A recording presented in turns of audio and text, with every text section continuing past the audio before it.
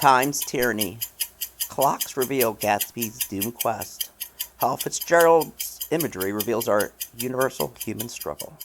By Walter Bowne. Borne back by the past. My grandfather was an unofficial deist, like Ben Franklin, someone who believes in a watchmaker-type god, creates, and then leaves. This makes sense because of the Philly connection and being wise. I remember him saying that the watch is wound just once, and we never know when the last grain of sand falls in the hourglass. Time is limited, even with mixed metaphors. I couldn't afford to waste it. I also didn't want to dwell in nostalgia because nostalgia, derived from Greek, means pain at looking back at the past.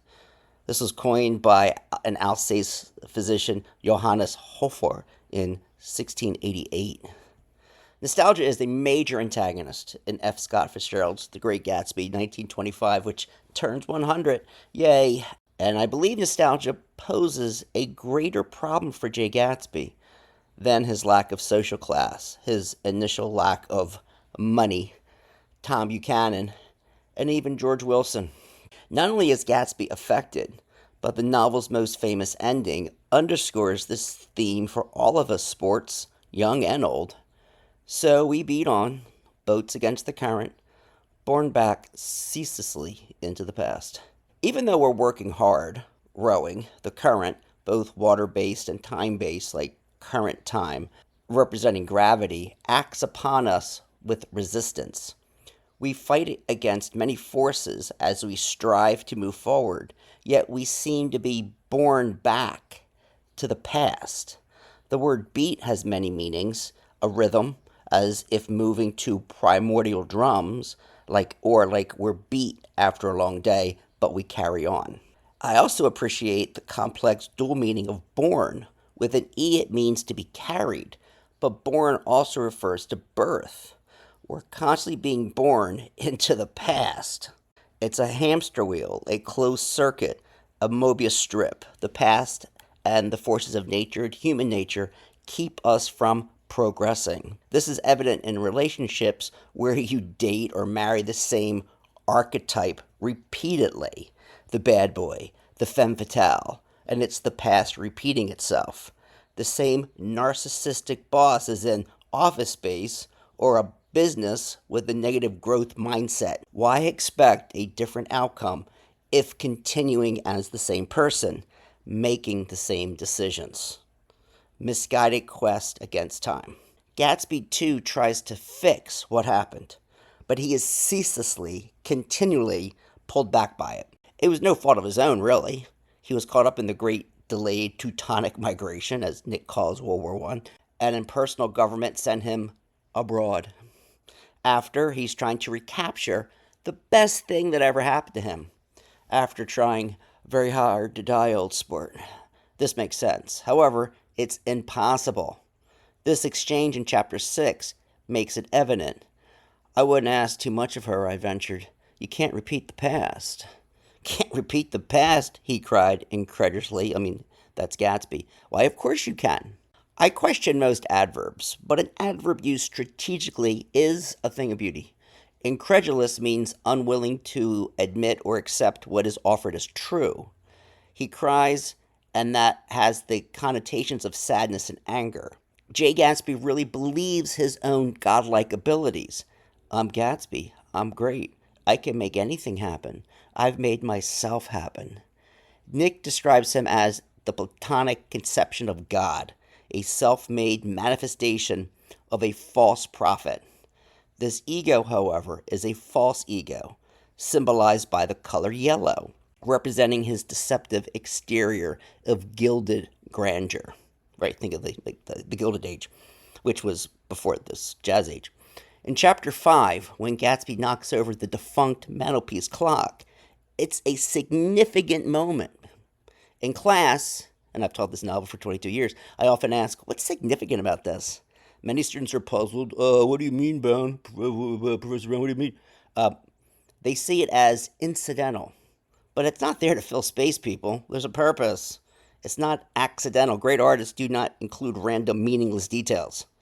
This strategic moment symbolizes Gatsby's impossible of ever winning struggle. Gatsby is trying to fix everything to restore the past. The fallen clock, or the falling clock, represents his futile attempt to stop time. Instead of stating this outright, Fitzgerald lets the symbol and metaphor convey the message, and we have to be astute enough, staying awake and reading between the lines to see, well, okay, what's the reason for this? I also see Gatsby here, to paraphrase Emily Dickinson, as caught between two heaves of storm, not of life and death, heaven or hell, but the purgatory of lost Daisy and found Daisy, right? He's right there riding the fulcrum, the overwound clock. The clock he nearly knocks over and catches represents the struggle. Time is trying to remind Gatsby that time has indeed passed. He is trying to hold on to the past, and he's actually literally here holding time, but dead time, past time. It's also personified, giving time action and personality. Nick Carraway, the narrator, observes, Gatsby, his hands still in his pockets, was reclining against the mantelpiece in a strained counterfeit of perfect ease, even of boredom. His head leaned back so far that it rested against the face of a defunct mantelpiece clock, and from this position his distraught eyes stared down at Daisy, who was sitting, frightful but graceful, on the edge of a stiff chair. We've met before, muttered Gatsby. His eyes glanced momentarily at me, and his lips parted with an abortive attempt at a laugh. Luckily, the clock took this moment to tilt dangerously at the pressure of his hand, whereupon he turned and caught it with trembling fingers and set it back in place. Then he sat down, rigidly, his elbow on the arm of a sofa and his chin in his hand.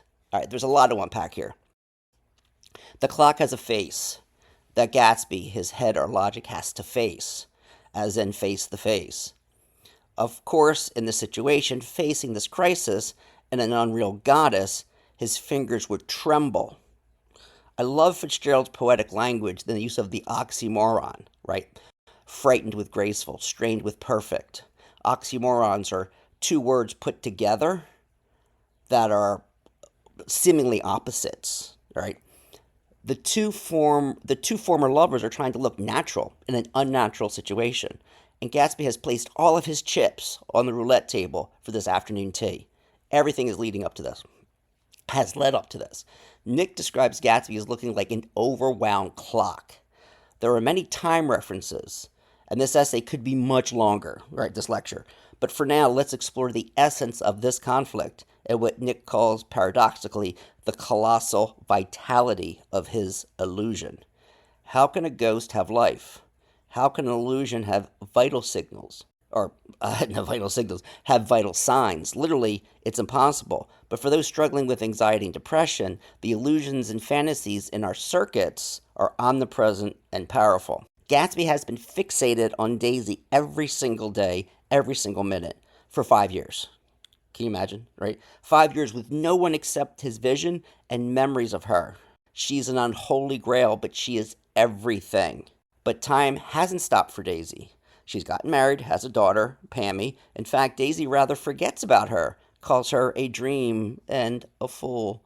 When Gatsby sees the daughter, he seems to have forgotten the daughter even existed. I think he says it, right? How could that have happened, right? In Chapter 7, Gatsby wants Daisy to say, I only loved you. If she admits loving Tom, it acknowledges that experiences good and bad have occurred. They laughed during honeymoons in Europe when Tom carried her out of the punch bowl, and if Gatsby concedes this, he might allow her to say she loved Tom, but only if she asserts that she loved Gatsby more and always has. Gatsby breaks down as more and more realities pound over him like the surf, floating in reverse. Okay, of course, spoiler alert, if you don't know the ending, just stop reading, finish the incredible book, and then come back. At the end, Gatsby is floating in his pool on his mattress for the first time all summer. Right? It's been alluded to, so it's been foreshadowed. As he floats, the wind, just a small gust, a type of current, pushes him, and the dead leaves, as it pushes us, moves all like the transit of a ticking watch hand. But what I see as a counter direction, The blood spirals down, circling in the water, creating a marvelous image. Nature is in control. You may ask, why that detail? Nick observes when he sees the Holocaust at the end of the penultimate chapter. Penultimate means next to last. With little ripples that were hardly the shadows of waves, the laden mattress moved irregularly down the pool. A small gust of wind that scarcely corrugated the surface, that means like ruffled, was enough to disturb its accidental course with its accidental burden. A touch of a cluster of leaves moved around it slowly, tracing like the leg of a transit, a watch, a thin red circle in the water. Fitzgerald uses image clusters, with time being a major one. Clusters are like these, like you have a cluster of grapes, or you have a cluster of like a bunch of stuff, and he has all these images, time, water, all over the place. And so he uses like color, water, Wild West, light, which mix and mingle together to create this densely woven, intricate, and beautiful narrative. This is why I can just lecture on Gatsby and have like 20 essays, and you can do a lot more. You can see how intricate this novel is, right? These symbols often latch onto one another. Water, time, and light all come together to create this effect that's aesthetically gorgeous, but it also helps us understand our conflict with time. Not just Gatsby's conflict with time, but our conflict with time, because we are at the end. We are rowing, right? Time is a major theme in art and literature, of course. And Emily Dickinson, because I could not stop for death, he kindly stopped for me. We see it in Pink Floyd's lyrics, like ticking away the moments that make up a dull day, right? I love when Nick observes Gatsby staring at Daisy in the bedroom, as if for 5 years, for Gatsby never existed, right? But did that dream match reality? Nick observes he had been full of this idea so long, dreamed it right to the end, waited his teeth set, so to speak, at the inconceivable pitch of intensity. There's a sound reference. That's another big image. An image cluster is sound and voice. Now, in the reaction, he was running down like an overwhelmed clock, jumping back to chapter 5. I'm kind of jumping around here. It's a little scattered. This could be a better organized a little bit. In modern life, people try to combat time through Botox, liposuction, quest for immortality, like searching for the fountain of youth. The whole struggle against tempus fugit, right? Time is flying. Time flies. It's inevitable. We're all going to die, right? Death begins at conception. But despite our efforts to avoid death, such as the mythological Sisyphus who cheats death frequently, specifically Tartarus in the underworld as well as Persephone, death at last remains an inescapable reality. But eventually, even Sisyphus has to face death naturally. The god Hermes, escorting him, offered him a choice: continue to Elysian fields, become a shade, or attempt to achieve immortality by rolling a boulder up a mountain at a 45-degree angle. Sisyphus chose the latter, thinking, you know what, I really want to live? I don't want to die. Elysian fields might be wonderful, but it ain't life, right? But Hermes knew what he was doing, and the punishment that Sisyphus would elect for himself. But can the same be said of Gatsby? Or you or me? We all have our boulder. If you think about it, what are your boulders? But it's also noble in a way, and it's very human. Like Gatsby's quest with his own love triangle incline, right? We might say this is kind of existentialist, right? There's no meaning to Sisyphus. Well, kind of, he does have a meaning, but he has his meaning. He has his boulder. He's never going to achieve, but at least he has something to do when he wakes up in the day, right? So he rolls the boulder, and he's still doing it today. But don't be arrogant, people. At least Gatsby's reason was love, or what he thought was love. What he thought was the best thing that ever happened to him. Right? He tasted like that little bit of paradise. And being a really poor guy, a clam digger, he never knew just how nice and like a girl like Daisy could be. But Daisy's a false grail. Perhaps just a grail-shaped beacon to capture passing nights on lonely nights. If you get that reference, give yourself 5 points. Mighty Python. Thank you for reading, everyone. Cheers.